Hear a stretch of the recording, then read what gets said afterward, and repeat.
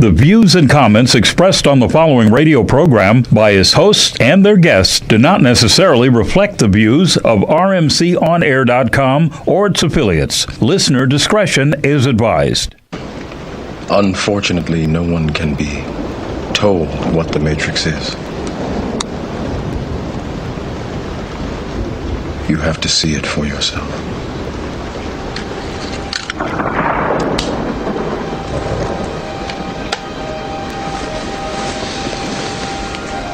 This is your last chance. After this, there is no turning back. You take the blue pill, the story ends. You wake up in your bed and believe whatever you want to believe. You take the red pill, you stay in Wonderland, and I show you how deep the rabbit hole goes.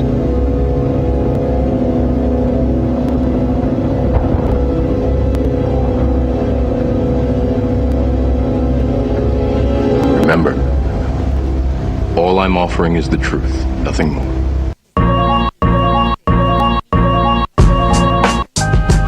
Knowledge of self. Radio.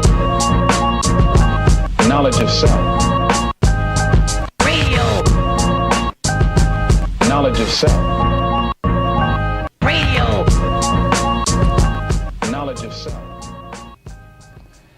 Peace. Welcome to Knowledge of Self Radio. I'm the God Jarul Allah, and I'm going to let my brothers introduce themselves. Peace. Jakil Knowledge Allah. Peace. Teray Allah. Yeah, so peace. We have a great show for you today. The actual title of today's show is The Social Effects of Social Media. So basically with this show, we want to strive to give y'all more of a clear understanding of how social media actually can affect your mental and physical power. So yeah, we're gonna definitely deal with that today. This show is actually brought to you by Global Position Solutions. Before we get into the meat of the show, I wanted to give y'all some of our contacts where you can reach us. You can definitely reach us on Facebook.com /KOS.radio show. Also YouTube.com /KOS9 radio. Definitely subscribe to that because we plan on putting together some videos and things that go a little bit more in depth as it relates to nutrition and maybe some exercise videos going forward. So take some time and jump on there. Yeah. Also Twitter at KOS Radio 123. So let's go ahead and get into some of these current events. Indeed. So, peace. I'm going to hit you guys with the first current event. It's a very interesting one. So you have a mother in North Texas basically walks in on her 15-year-old son getting, I can't think of a nice way to say that. Basically, he's getting oral from his 18-year-old cousin at the time, both males. So the mother walks in on that and proceeds to kind of whoop him, discipline him with a extension cord. So anyway, the grandmother, now this is interesting, the grandmother takes the child down to the hospital, which is probably what sets it off, although child protection services never show up to the lady's house. And to this day, even though the case is still in trial, there's no trial date except for this case, the son is still living with the mother. Wow. Yeah, but so she, instead of taking a plea, which would have gave her, I want to say, a year of parole, she decided to fight it based on some of her church seniors or officials decided, hey, you have the right to discipline your child. Mm-hmm. And in Texas, spanking your child, things like that aren't illegal as they are in California, let's say. Kind of puts a twist on corporal punishment. So whipping the child with an extension cord. So basically, we don't have the right to discipline our children. No, not. Well, in Texas, you do. Right. In California, at least, that's the place I'm most familiar with. I know in California, you discipline your child. You spank them on the butt. That could get you in trouble. Right. Wow. Mm-hmm. So was she original or? Yeah, she's an original woman. And her argument, she was like, I walked in and I saw this going on in my own house. how else was I supposed to respond? Mm-hmm. Right. Right. And to put a twist to it, it would be interesting. What if a young lady was involved in that? Would it still be the same punishment? And I'm pretty sure it would be, because also when you're thinking about someone else's child, you're thinking about a daughter, but since it was a relative, it's a bit different. Right. It's I a think little that's bit what deeper. really sets it off is Right. not necessarily what was happening, but also that's your cousin. You know what I mean? Like, It's crazy, man. I also got another current event for you guys.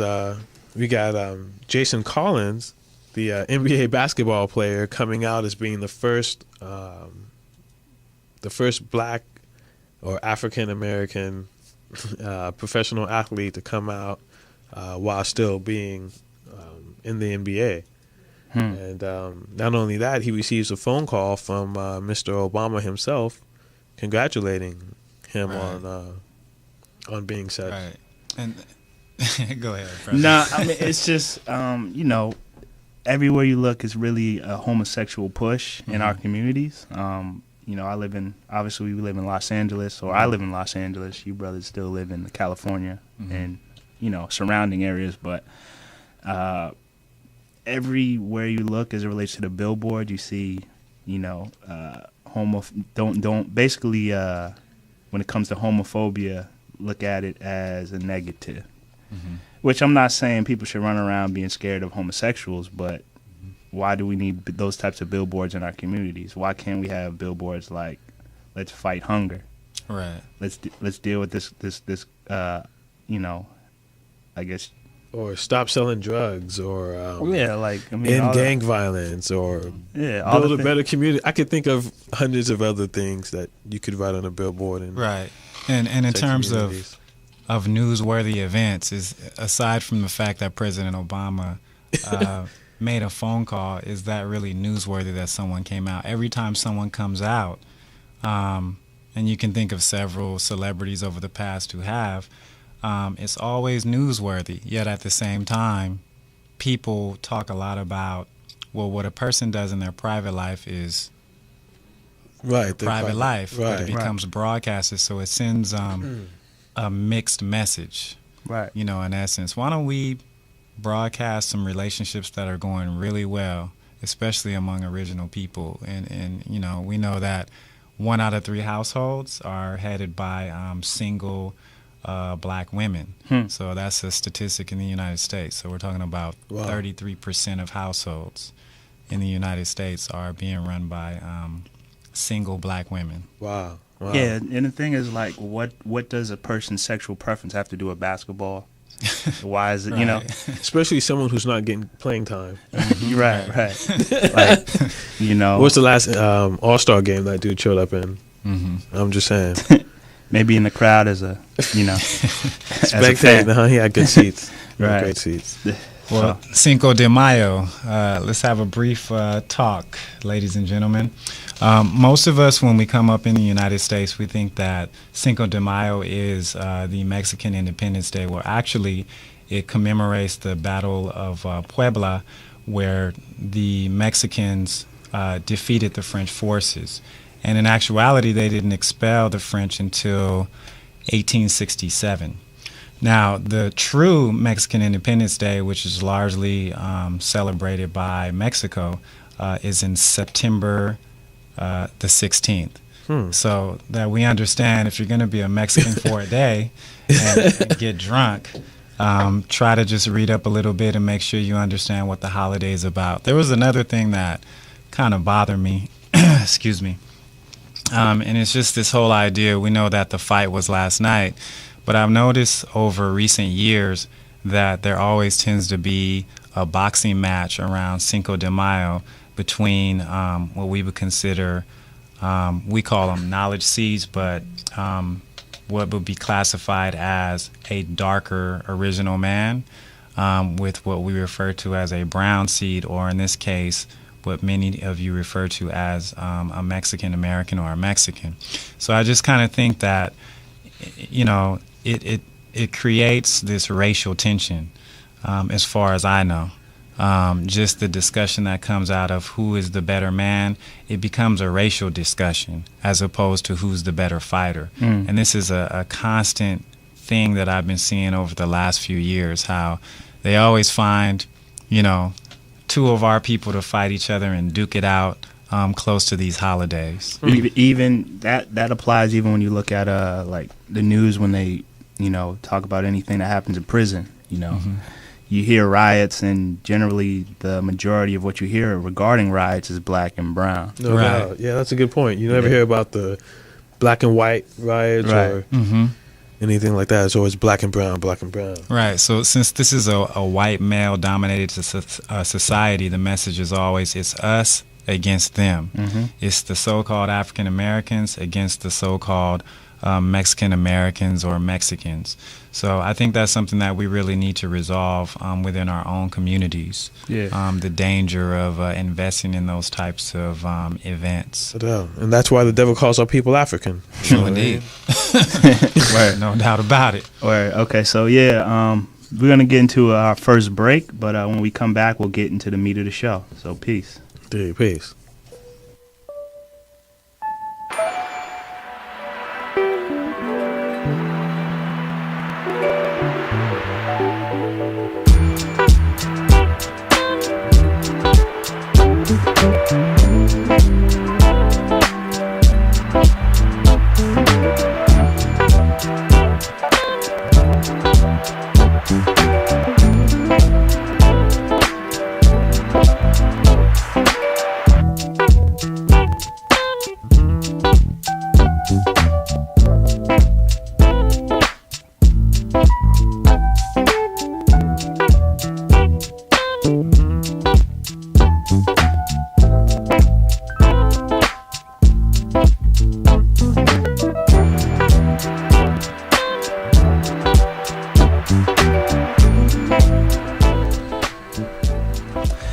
Peace. Welcome back to Knowledge of Self Radio. I'm Jarul Allah.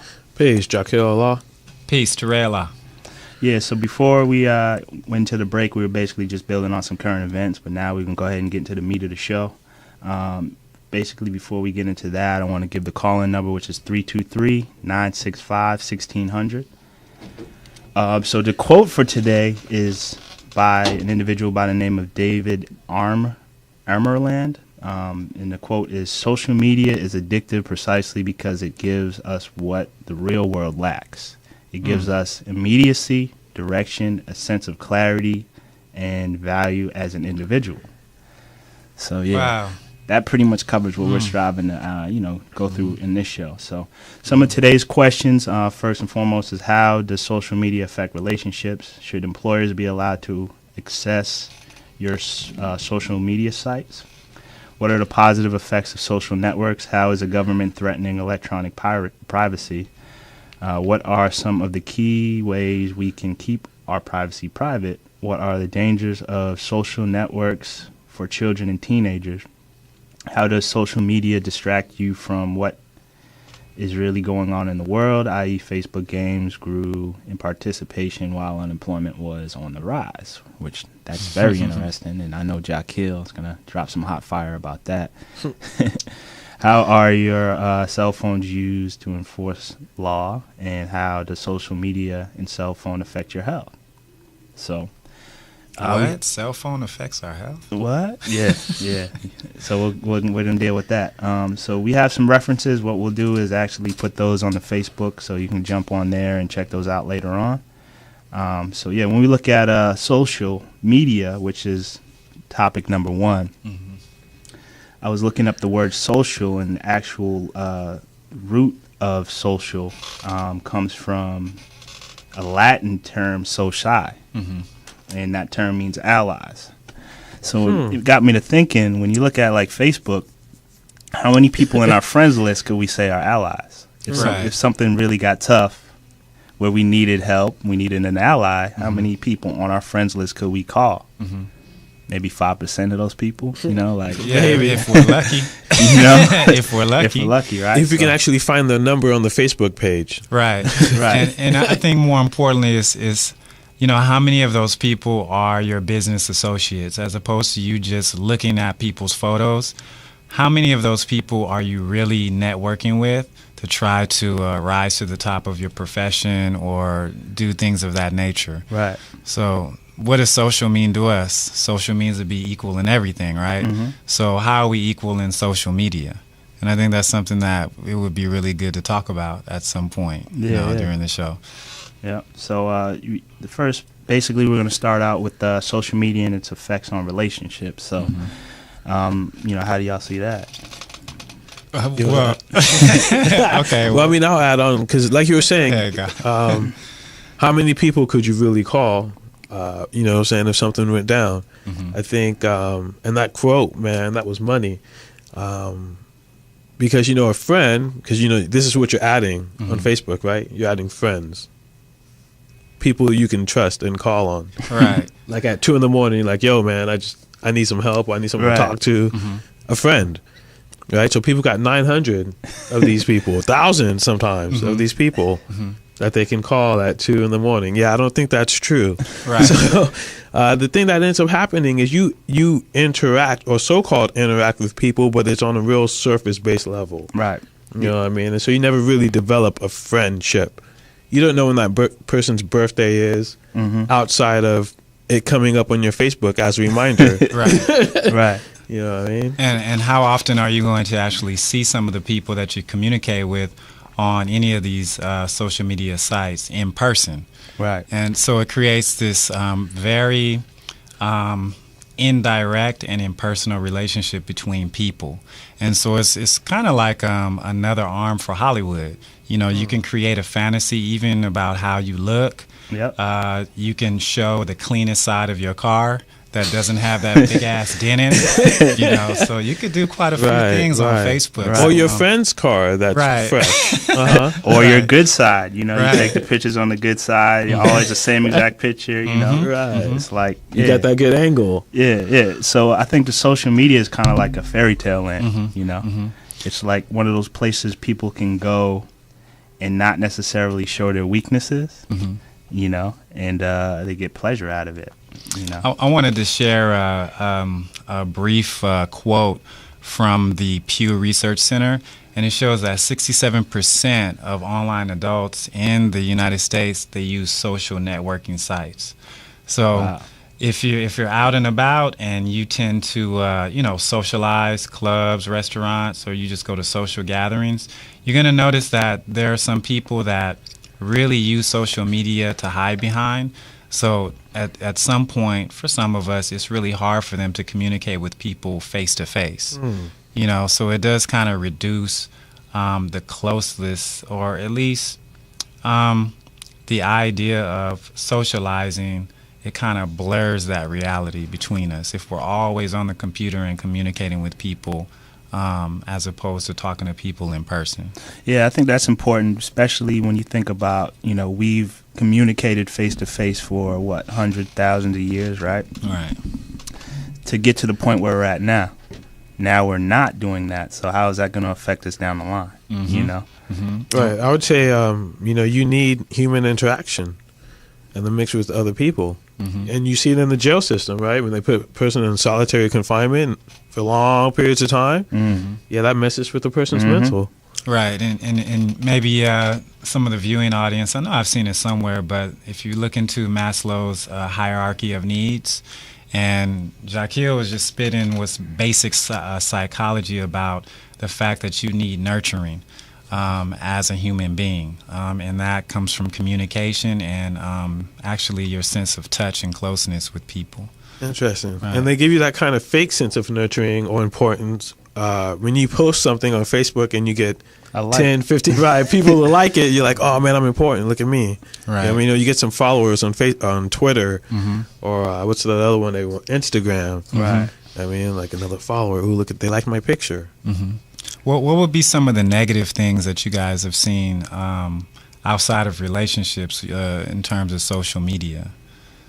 Anything that kind of came out in your research? I think when you look at the negativity, it gets very polarized on the social media. Like, for example, you see videos like,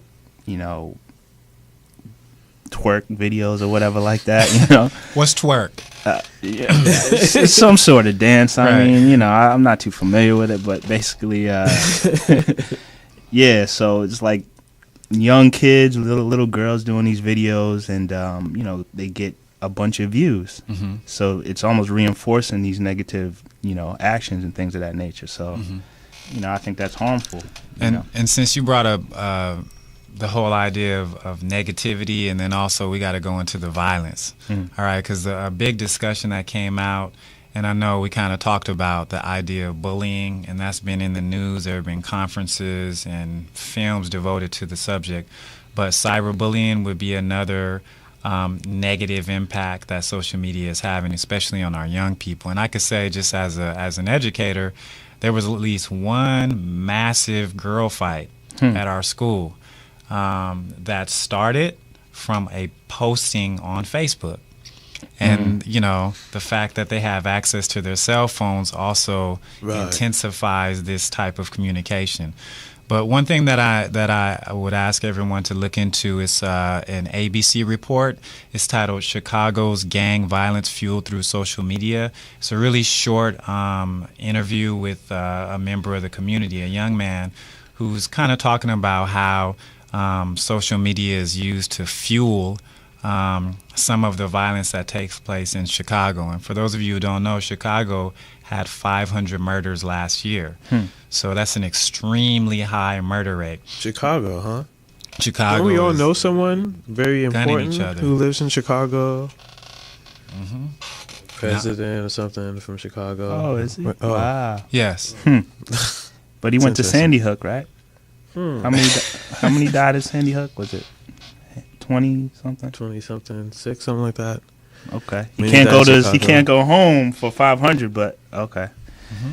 That's crazy. That is interesting. And that exceeds, that exceeds the number of days in a year. It's 365 days in a year, y'all. So More than that's one person 500 to murders. survive. Right. And not to downplay what happened in Sandy Hook, but just to look at the separation in the numbers. You got 500 plus people dying, which also, oddly enough, a lot of places are gun-free zones. Which, how are these people dying from gunshot wounds at a gun-free zone? Wow. Just Right. boggles my mind. Wow. In any event. The thing that came out, a really positive thing out of the degree of violence in Chicago, there's a gentleman by the name of, saying his name right, Brian Cross, who actually started something called the 500 campaign through Facebook and Twitter. And he asked people to send in headshots. And of course, next to the headshot, once he edited them, he would put a certain caption talking about exactly how much violence was committed in Chicago within a certain frame of time. And apparently the police there have acknowledged that it has in some way decreased the amount of violence. But I think we all know that it begins in the streets and then it winds up in social media, but sometimes it does start in social media and winds up in the streets. Right. Yeah. I think the thing about social media is that there's no body language to actually, see what a person is really expressing. They say body communication is like 70% body language.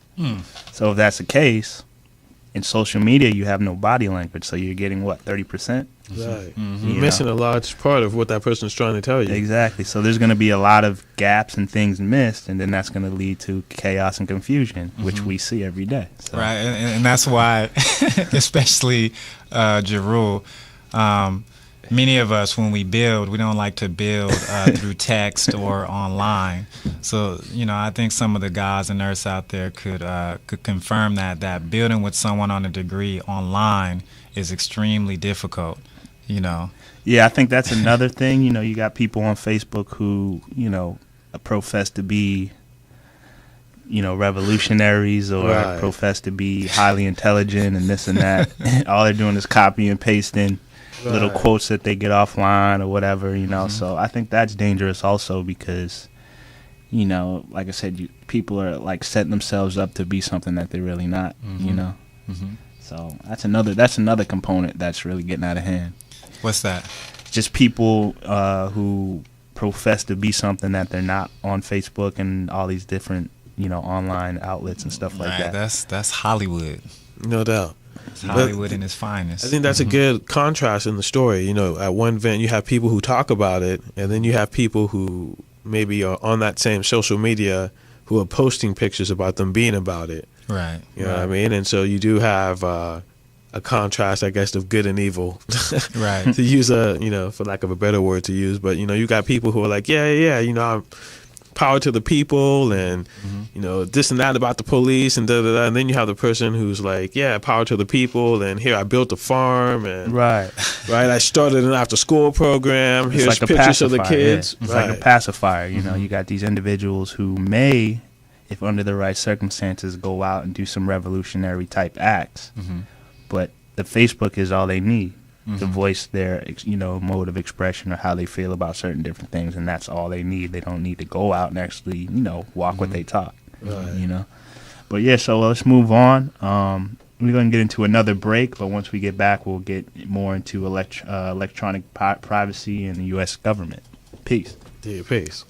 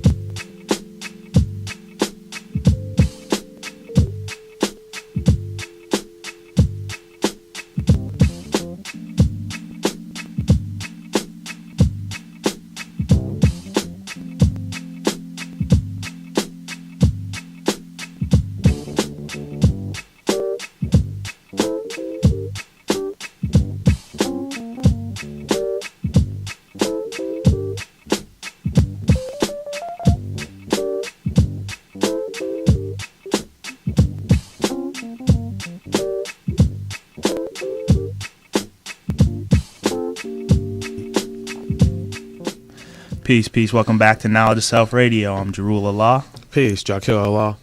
Teray Allah. Peace. Yeah, so before we got into the break, we were building on social media. As we move on, we're going to get into electronic privacy versus the U.S. government. And I know my man Jakil right here has got some heat for y'all. So, yeah, there's a big thing going on as far as from small levels, as far as like your employer wanting access to your Facebook account, your Twitter account, to bigger levels where you have companies, sometimes Google, which they're shaky, but in any event, going to war with the government, saying they're not going to give people's personal data up in their fight for you to keep that. To where you have other companies like AT&T, for example, who, when the government was like, "Yeah, we want their data," and they were like, "Okay, yeah, sure, here, take it," right, with no fight at all. So it's a real hot topic and touchy. And then you have the passing of the CISPA, which really kind of forwards that agenda of being able to have full access to your data at any given time without you being able to deny them access to that and without your knowledge. Yeah, I think one thing that's interesting about that is that, there's really no, I guess, physical way to see what a person's thinking, by hooking something up directly to their brain and that projecting. I mean, they're working on it, but it's not. Well, so here's the interesting thing. And I meant to find that article. It was actually a video that I saw. And you had the CEO of Google, and unprompted, without anyone asking him any questions, he said, yeah, basically at any time, Google knows more about you than you know about yourself. Right. Yeah, between Gmail, Google Maps, and another Google product that they have, he goes, we basically know what you're thinking before you're thinking it, where you're going to be, where you're at. Right. It was deep. Yeah, so I think a lot of the social media and, things on the internet relating to Google and stuff like that, it's just a way that people can actually, or the government can actually see what you're thinking. Trying to capture your mind. Exactly. Right. And I know one of my good brothers, he's studying at Stanford. He did this lesson with my students about filter bubbles. So how that was explained is when you log on to the internet on certain sites and they say, they may have videos, like videos will appear, and they base what you look at regularly on the internet, and they try to match what you would be interested in consuming or watching later. So it is just like tapping into, I guess, your personality, so to speak. So they're going to put all types of stuff on there. Right. And you can see it in your email too. I hate to keep using Google as an example, but I'm sure the majority of people have it. If you notice, things that you start searching for will show up in your inbox on those advertisements on the side. Right. Right. So if you start looking for a bunch of martial art things, you'll all of a sudden see karate schools and advertisements to buy nunchucks and ninja stars. You know what I mean? Right. No doubt. They definitely do that. And part of that is, Google, again, it's just a great example. Back in the day when they first came around, because a lot of people just think Google always was. There was a time where, at least me, myself personally, I know a lot of my friends who were into the internet, computer stuff, we weren't using Google. I mean, we kind of like anti-Google, like, yo, Google's crap. The reality is Google actually had to go to trial because their Spider, which is what they call the web crawler, right? So web Spider, funny, right? So the Spider is pretty much like a virus in the sense that it just searches the whole internet for everything, and anything that's on the internet definitely will find. Wow. So deep to the point to where you can unplug your computer from the internet, make a website, plug your computer back to the internet, load it through your browser, and then search for it on Google, and Google will find it. Wow. So I wanted to ask you, because we were building about this before, what happens to all those nasty pictures and nasty messages that maybe your significant other is not supposed to get through email? Well, after you erase those things in your inbox or your outbox, do they erase or any kind permanently? Of sent box for some people who be slipping. I'm not trying to give you clues on how to get around, cheating on your significant other. But if you're a spy or something, make sure you delete your sent items too, because it's not just your outbox and your inbox. Right. In any event, do they ever disappear? Nah, those things never really disappear. Back to the classic example, if you go to AT&T back in I want to say early 2000, late 90s, the government was doing the whole thing like, we want access to all that stuff. So they wanted to plug a box in that goes from everything that they get from their computers gets sent out to data centers. This is how kind of the internet works. So it's not necessarily localized at one place. Everyone's sharing information, and kind of the in-between points are data centers, big centers that house all this data and passing information back and forth, right? So for one, the government intercepts a lot of those data coming out of AT&T, coming out of Verizon, goes into their own special box where they store that data. Not only that, but they get sent to data centers, right, where they sit on large computers that are just accessible. I mean, if you're swift with Google, I'm not going to tell you guys how to do it, but if you're swift with Google, you can definitely search for anything you want to search for, as far as passwords from Excel. Yeah, and all Google is doing is querying databases that have this data. And it's all your information, your personal information. So I think it's good for us to talk a little bit about electronic privacy. And I have brought something in today. We did some research on what's going on with the National Council of State Legislature. And there's a bill, and I'm speaking on California, it's a bill titled AB 25. And basically it was on the heels of this Supreme Court decision titled Jones versus the Supreme Court about electronic privacy. And essentially what this bill is prohibiting employers from doing is, accessing or getting or asking employers for any information that they may put on social networks. But of course, it does depend on which corporation you work for. Because if you're working for a place like some government, federal government, right? They want access to make sure you're not a security threat.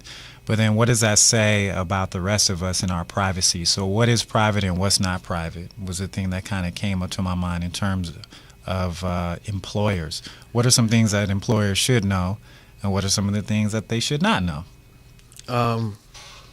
See, my point of view on that is kind of twisted. I came back in the day, being again, when you got down with computers kind of the way that I did, you just want freedom of information. You know what I mean? And you don't really want to be limited to. You can't tell me no. I can't know about that. I want that information is information and it doesn't belong to anyone. That being said, I would say if you want to keep it private, don't put it online. Right. Bottom line. It's the bottom line. Right. Anything as soon as you put it online, it's not private anymore. Just like if you walk outside and someone wants to take pictures of you, that person is in full right to take pictures of you because you're now on public property. If you didn't want to be taken pictures of, go inside. He can't. They have that right to do that. Right. Okay, so let's go ahead and move on a little bit. So how do you think all of the social media outlets affect the youth? The children and even I guess the next generation coming up to fill our seats. Okay, so you right. being an educator, okay. we know you got a whole lot for them. Okay, so how do you see the effect in that? And it affects literacy skills. Okay. So those of you who are teenagers, because it's not spelled B-E-C-U-Z, it is spelled B-E-C-A-U-S-E. How do you spell the? T-H-A. You are constantly on social media. Or T-E-H. Right. I mean, I appreciate the fact that they've created a new language, so to speak. Okay. However, and there are some studies out there from professors and just people in the literacy world where they're saying that type of writing is transferring over into what would be considered academic writing. Okay, and we just administered the Casey, and I can say that when I looked at some of the students' essays, we can't intervene and say, hey, that's wrong, you have to erase that, by law. But there were some words in their essays, and I said to myself, man, why are you writing an essay like that? But they're so trained into doing that. So it's like a form of hypnotism, like anything goes with that type of writing through social media. I remember, taking English back in the day. My teacher, she told me something very cool. She said, the way you speak and the way you write are two different things in English. And it almost seems like now what's happening is the way people speak is also the same way they write. And I was vice told versa. that too, brother. Okay. No doubt. Okay, so we both had good Right, English teachers. We did. He said you can't write the way you speak.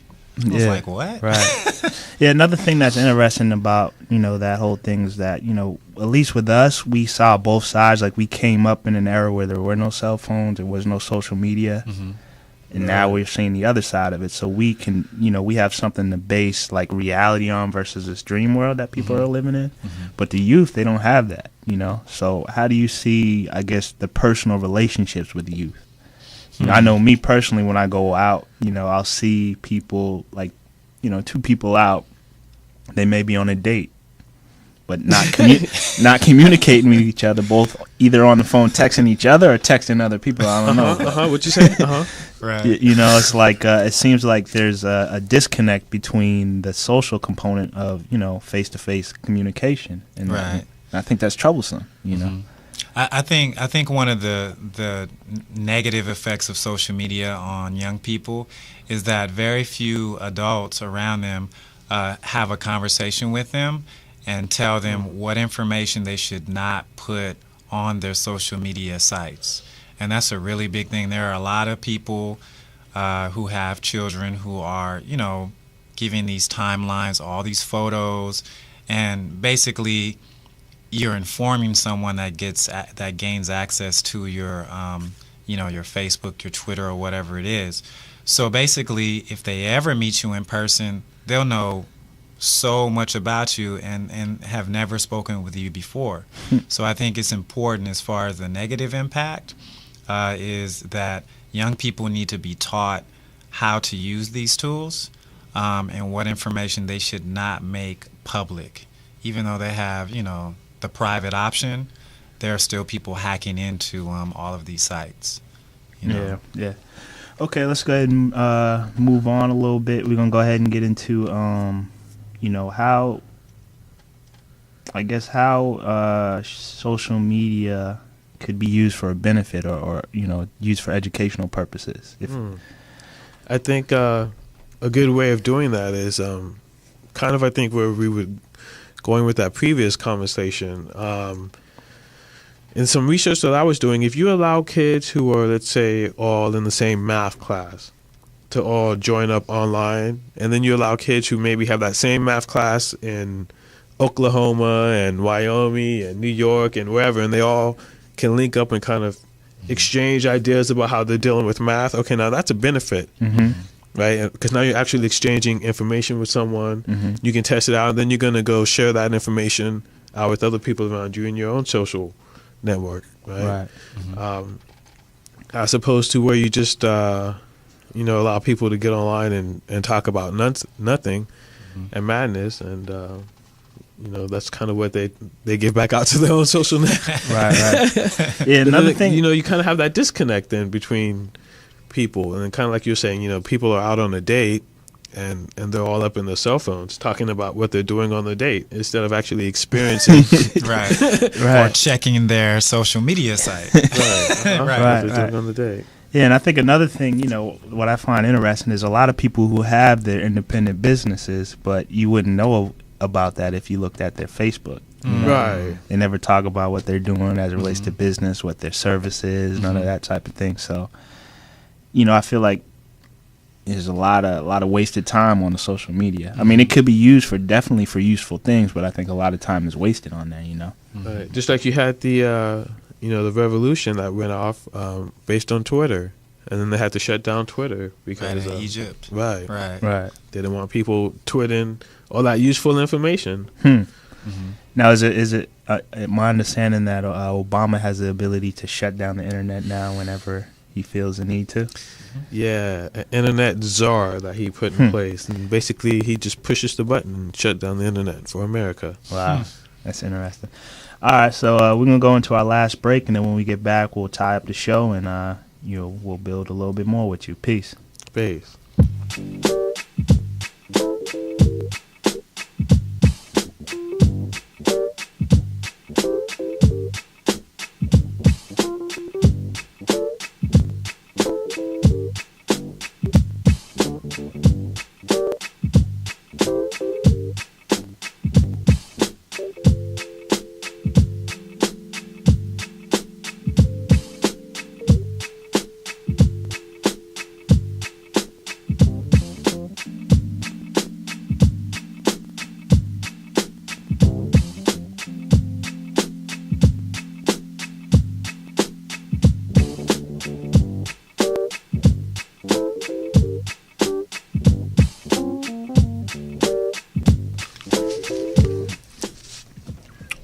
Peace. Welcome back to Knowledge of Self Radio. I'm Jarul Allah. Peace. Jaquel Allah. Peace. Teray Allah. So yeah, we were building a little bit about social media before we went to break. Now we're going to get into cell phones. I know Jaquel wanted to build about what is done with the things you say and do on your mobile devices. I know he touched on it briefly, but if you got anything else to add on as it relates to that. Yeah, no, I mean, basically, it works very similar to the same way that your home computer would work. Just to add on, though, if you're using it at like a Starbucks, people who are very swift with computers can steal certain data off your machine while you're just surfing in these wide open areas like that. So definitely, like Trey was saying, be careful of what you're doing and where you're doing it at. Because once you put your information online, it's open game pretty much. Although I would say there are some things, I don't know if you guys want to build on that, there are some things that you can use to kind of keep your data a little bit more safe. One thing you can do is you can go to startpage.com, and that basically is going to function just like Google. You can search for anything that you want to do. The difference is that no one stores your information, right? So your IP address isn't stored. And so, that way if someone's trying to search you based on, where that IP address came from, when they go to look at Start Page in their servers, they're not going to know where to go routed to because none of that information is saved. Okay, so startpage.com. Yeah. Okay. That's a good one. Cool. All right, so we're going to get into some of the negative health effects of cell phones. One thing that I wanted to definitely build on was a study that I looked at by an individual by the name of Rodney Croft. He's from the Brain Science Institute and Swinburne University of Technology in Melbourne, Australia. Basically, he did a exercise or a study where he tested whether cell phone transmissions could alter a person's brain waves. So when you go back to one of the shows we did about, basically how television affects your brain and the certain waves, and it changes, the way that your actual brain functions, you'll see a little bit more in depth about what the waves actually, or the different waves actually, I guess, relate to. But for this, we're going to just build specifically about alpha waves. So with alpha waves, it says that, your cell phone can put your brain in an alpha wave state. Wow. And obviously with the alpha wave state, it's a reduced mental effort, and it puts your brain in cortical idling. So it's like cortical idling. Yeah, man. you're like, your brain's on screensaver basically. Right. So it's basically That sounds bad, right? Yes, it Cortical does. idling. Yeah, I do not want that. Right. So I found that interesting because most people, they walk around with their cell phone, they have it in their hand, they're constantly checking it. So Right. as soon as you put that thing near you, automatically you go right into that alpha state, and it's basically puts you in a zombie state of mind. No doubt, no doubt. I totally see that. I had a phone. I remember when they first came out, the phones that flipped, that had the keyboard.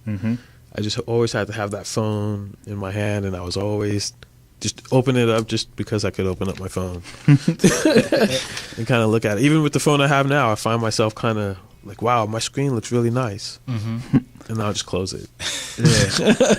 Nothing's changed on it.